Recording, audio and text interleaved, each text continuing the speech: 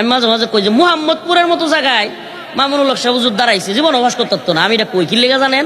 কারণ যেই জায়গায় চুরি চিন্তায় রাহাজানি বেশি, যেই জায়গায় কামি হইলো কিশোর গ্যাং এটা হেটা, যেই জায়গার মানুষই বেশিরভাগ হলো ওই সাইজের, এরা চিন্তা করবো ওই সর্বনাশ, কত বড় মাওলানা সাহেব এমপি বানাইলে আমরা খাইম কি? কথা বুঝুন না? বাস্তবতা এটা বানাইতো না এরা, কারণ এরা বানাইলে এরারই সমস্যা। আরে আমাদের সমাজের তো 60% লোক মসজিদও গিয়া উঠতে চায় না, হুজুর আমার হুজুর নাই, আমার গোসলটা ঠিক নাই। মাদ্রাসায় গিয়া বাইরে গা খারো হইতে হুজুর ডাহে বাইরে অনেক লেগিয়া, মানে ডরায় মসজিদের ভিত্তে যায় না, মাদ্রাসার ভিত্তে যায় না।